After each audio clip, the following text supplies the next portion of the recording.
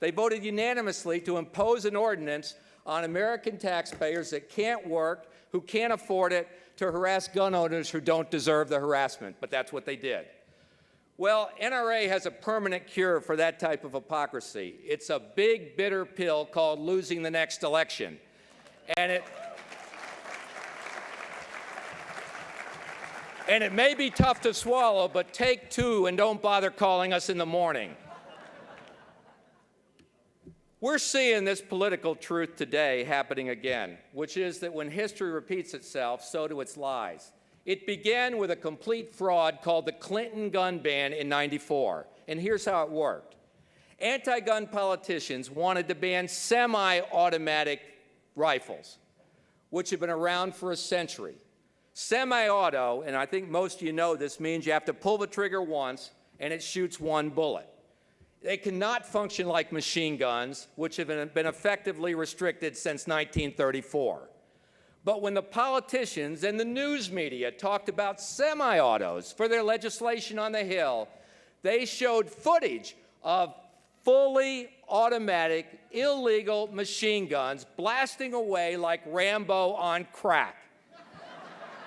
They duped Americans into believing they were banning machine guns when they really banned millions and millions of legal semi-autos. As we all predicted, the Clinton gun ban had absolutely no effect on gun crime.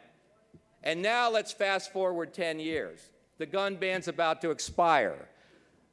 The liberal media is going nuts, and so are some of the politicians.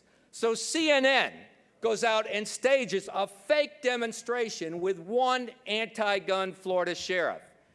They showed footage obliterating cinder blocks with an illegal, fully automatic AK-47 machine gun while claiming on the air to their viewers that it was a banned semi-auto about to become legal again. So we got right in CNN's face. Watch this. Now we give you the other side from the Executive Vice President of the National Rifle Association, Wayne LaPierre. Wayne, thanks for being with us. Hi, Kara. Good to be with you. Well, if the ban on assault weapons expires, what kind of weapons would be legal?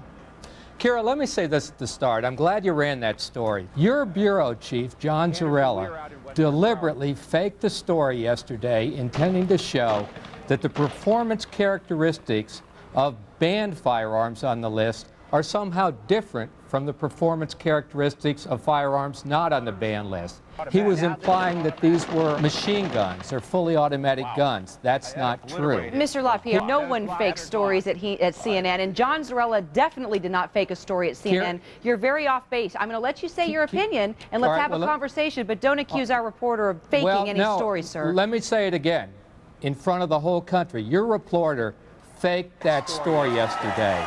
It deliberately misread the viewer. There's no way it could be true, and I challenge CNN to defend it.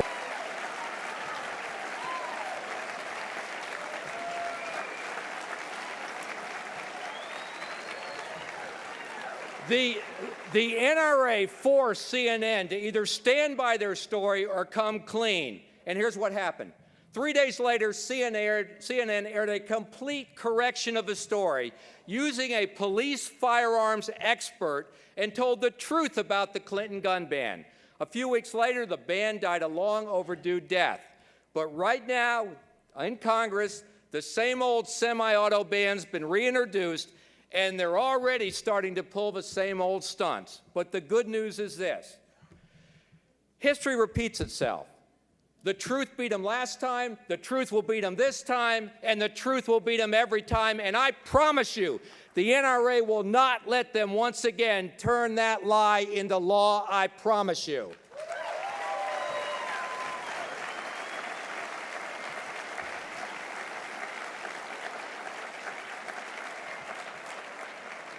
And my last political truth is just a fact of life. The liberal media are always going to be liberal.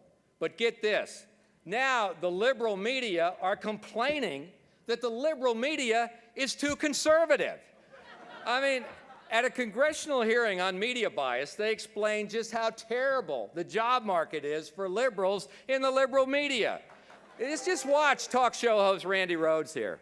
Some of us have worked our whole lives in media and understand that the news has been canceled and that the American press is far from free today. Political litmus tests in news broadcasting are as common as they are in your area. If you're conservative, there's room on the dial, in the newsroom, on the cable channels for you, as long as you have the right hair and makeup and stylist. And if you're a liberal and your life stream was to report the news, anchor the news, or be an investigative journalist, you will see day after day your stories censored, edited, or just plain killed. I don't know about you, but will somebody please give me a hanky up here? I mean, the news has been canceled. The press is far from free. I mean, the lady's dreams aren't dashed because she's a liberal. It's because she became irrelevant. You know, but conservative principles are always relevant, and you are the future of conservatism. The job of the conservative movement today is to make both parties more relevant and more responsive to the American people. And here's what I mean. You can't make a contract with America and then break it. You can't make a constitution and then ignore it. And you can't make a Bill of Rights and then say it's wrong. That's what conservatives teach. These are the lessons that I've learned, and I wish you the courage and faith on your mission for this nation we so deeply love. You, all of you out there, all of you, are the sons and daughters of the Boston tea spillers. Act like it and go out and make them proud. Thank you very much.